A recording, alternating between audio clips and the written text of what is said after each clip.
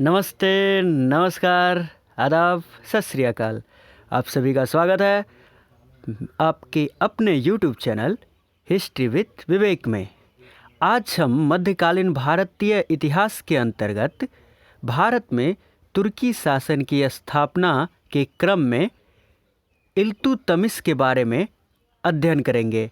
इससे पहले हमने कुतुबुद्दीन ऐबक के बारे में अध्ययन किया था। उस दोनों वीडियो के लिंक डिस्क्रिप्शन में उपलब्ध है। जो नहीं देखे हैं वो जाके देख लीजिएगा। आज जो चैनल पे पहली बार आया है वो लाल बटन दबा के चैनल को सब्सक्राइब करना बिल्कुल ना भूले। साथ में बेल आइकन ज़रूर प्रेस करें ताकि हमारी नई वीडियो आपको तुरंत मिल सके। चलिए हम आज का क्लास आरंभ करते हैं। ये जो इल्तुतमिश था इसका शासनकाल 1210 से 1236 ईस्वी तक था। इसका पूरा नाम शमसुद्दीन इल्तुतमिश था। पिता इलम खां एक जनजातीय सरदार थे और इसका विशेषण है दिल्ली सल्तनत का वास्तविक संस्थापक। मतलब दिल्ली सल्तनत का संस्थापक तो वैसे कुतुबुद्दीन ऐबक था, पर उसका छोटा शासनकाल रहा, मात्र 1206 से 1210। तो वो नहीं कर पाया जो काम इल्तुतमिश ने किया, क्योंकि वो एक छोटे से कार्यकाल के बाद उसकी 1210 में पोलो खेलते वक्त आधुनिक चौगान उस समय का था आधुनिक पोलो, तो ये खेलते वक्त उसकी मौत हो गई थी। इस कारण से इसको हम दिल्ली सल्तनत का वास्तविक संस्थापक मानते हैं। अब और कितने कारण हैं ये सब हम आगे देखेंगे। इसका नाम अल्तमश था, जाति इलवरी तुर्क थी, वंश था शमसी वंश, गुरु ख्वाजा कुतुबुद्दीन बख्तियार काकी। प्रारंभिक जीवन के बारे में हम इसका अध्ययन करते हैं। ये जो था इल्तुतमिश, यह सुंदर व बुद्धिमान बालक था, पिता का दुलारा था। अब जाहिर सी बात है, कोई सुंदर और बुद्धिमान है तो उससे दिक्कत नहीं है, लेकिन अगर पिता किसी से ज़्यादा प्यार करेंगे तो अन्य भाई तो ईर्ष्या करेंगे ही। यही हाल इल्तुतमिश के साथ हुआ।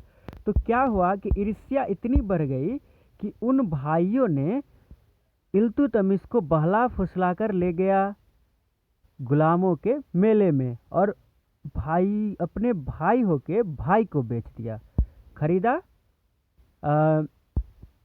कोई भी आदमी ऐसे खरीद लिया 2 बार, उसके बाद वो और बेचा गया। मतलब इतना हाल बुरा हुआ। और फिर खरीदा दासों के एक व्यापारी जमालुद्दीन मोहम्मद ने इल्तुतमिश को खरीद लिया। अब जमालुद्दीन मोहम्मद इसे बेचने निकला। तो जब बेचने निकला तो गोरी को ये बड़ा पसंद आया इल्तुतमिश, क्योंकि ये एक सुंदर भी युवक था और हष्ट पुष्ट बलिष्ठ युवक था। तो मोहम्मद गोरी इसे मुँहमांगी कीमत लेकिन दे नहीं पाया। वो सामान्य कीमत में खरीदना चाहता था। तो गोरी जो कि गजनी का शासक था और उसको गजनी में ये मिल नहीं पाया, मतलब खरीद नहीं पाया, तो गुस्सा के वो बोला कि गजनी में अब इसे बेच ही नहीं सकते हो तुम। तो ये जो थे जमालुद्दीन मोहम्मद साहब, इसको दिल्ली ले जाना पड़ा और दिल्ली में कुतुबुद्दीन ऐबक ने इसे खरीद लिया। और कुतुबुद्दीन ऐबक ने इसे खरीदते ही सर जानदार का पद दे दिया। सर जानदार मतलब अंगरक्षकों का प्रधान। अंगरक्षक आप जानते हैं कितना महत्वपूर्ण पद होता है। किसी भी देश के प्रधानमंत्री हो या राज्य के मुख्यमंत्री हो, उनका बॉडीगार्ड अंगरक्षक। तो इसी तरह शासकों का अंगरक्षक जो होता था उसका प्रधान बना दिया। मतलब कितने भरोसे वाला पद हो गया, ये आप समझ सकते हैं। तो ये इल्तुतमिश की योग्यता ही थी जो उसको शुरुआत में इतना बड़ा पद पर ले गई। अब देखिए, ये उन्नति करते हुए अमीर शिकार पद पर भी चला गया और इसके बाद इसने ग्वालियर का किला जीत लिया, तो वहाँ का किलेदार भी नियुक्त हो गया। फिर वरन यानी बुलंद शहर का इक़्तिदार नियुक्त हुआ और अंततः बदायूं सूबा का इक़्तिदार नियुक्त हुआ। तो ये बदायूं से हम सभी लोग इल्तुतमिश को जानते हैं, बदायूं से। रेवती कहते हैं कि ये जो बदायूं था वो साम्राज्य में सबसे उच्च था। इससे आपको धीरे धीरे बखूबी अंदाज़ा मिल रहा होगा कि इल्तुतमिश किस तरह उन्नति करता हुआ जा रहा था। ऐबक की पुत्री से इसका विवाह हो गया। ऐबक अपने साम्राज्य को मजबूत करने के लिए एक गुलाम इल्तुतमिश से अपनी पुत्री का विवाह कर दिया। तो कुतुबुद्दीन ऐबक भी गुलाम था, इल्तुतमिश भी गुलाम था। 1205-6 ईस्वी में खोखरों की जाति के विद्रोह को दबाने मोहम्मद गौरी के साथ उसने कुशलता का परिचय दिया।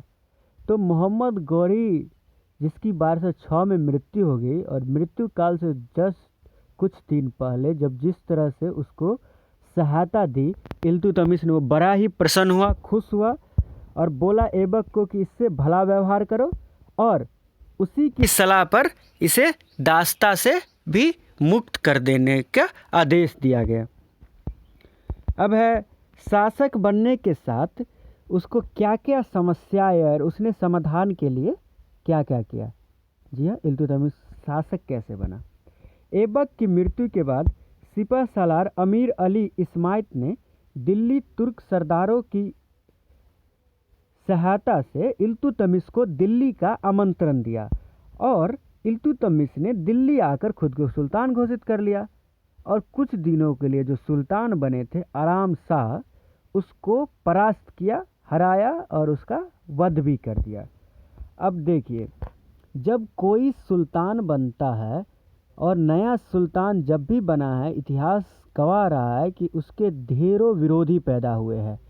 तो विरोधी को काबू में करने का एक ही उपाय होता है, या तो उसको हरा के मार दीजिए, शक्ति से नियंत्रित कर लीजिए, या उसको उपहार दे के प्रसन्न कर लीजिए। ये सरदार को ऐसे ही नियंत्रित किया जाता था, या तो मार देना, या तो प्रसन्न कर लेना, या तो डरा देना।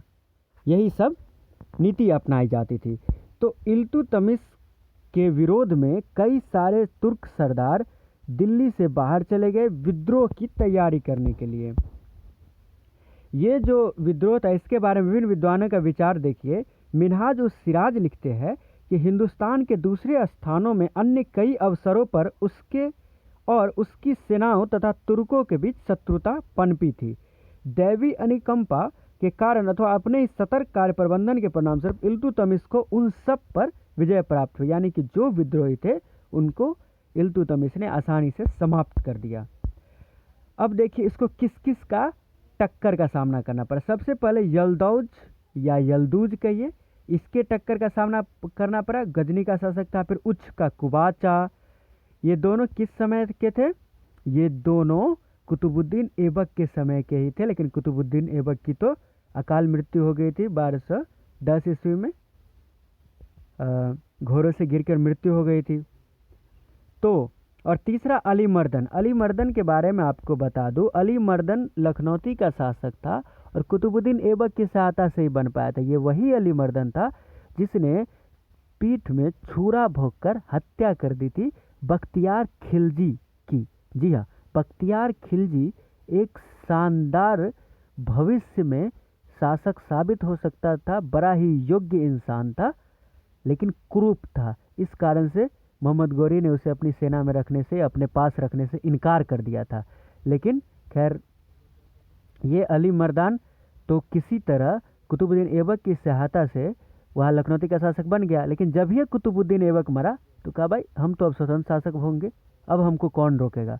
तो इल्तुतमिश को इस पर भी नियंत्रण करना जरूरी था। कुछ हिंदू राजपूत शासक भी थे, और इन सब के साथ साथ उस समय मंगोल आक्रमण का भी भय था। अब क्या भय था, कैसे भय था, ये सब हम आगे देखेंगे।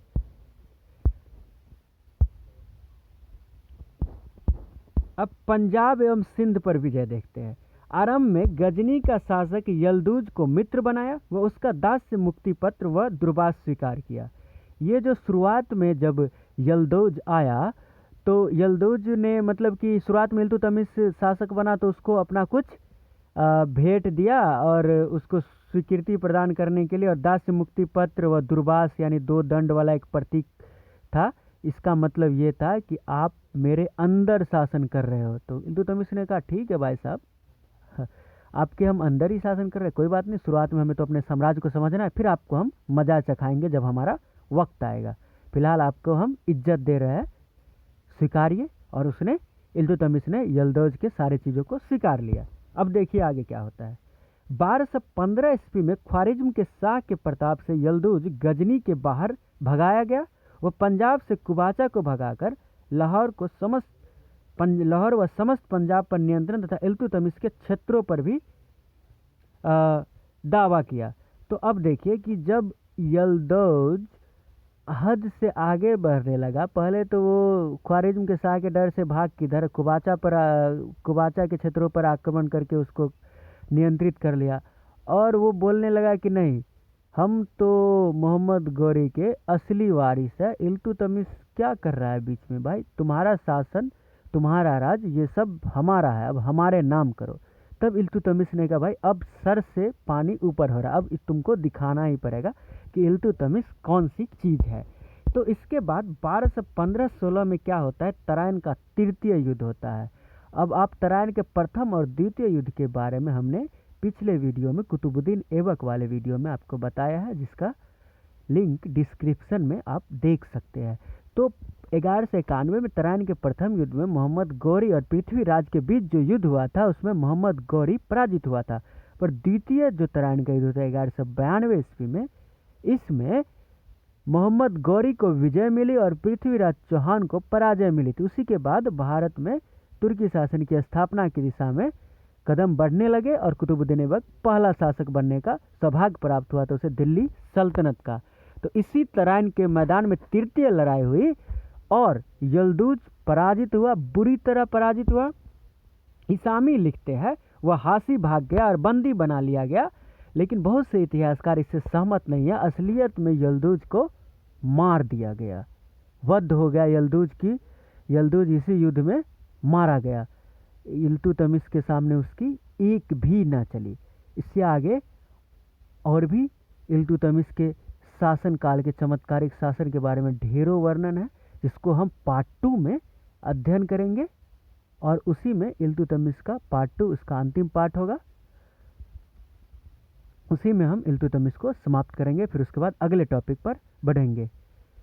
वीडियो पसंद आई तो लाइक करें, शेयर करें और चैनल को सब्सक्राइब करना जो पहली बार आए थे बिल्कुल ना भूलें, और साथ में पास वाला बेल आइकन भी प्रेस कर दे ताकि हमारी नई वीडियो आपके पास तुरंत पहुंच जाए और आप इससे लाभान्वित हो सके। और सबसे बड़ी बात, आप घरों में रहे, सुरक्षित रहे, आपको एग्ज़ाम का टेंशन लेने की कोई ज़रूरत नहीं है, क्योंकि वो टेंशन आप हम शिक्षकों पर छोड़ दीजिए। आपके एग्ज़ाम की तैयारी करवाना हमारी जिम्मेवारी है। धन्यवाद।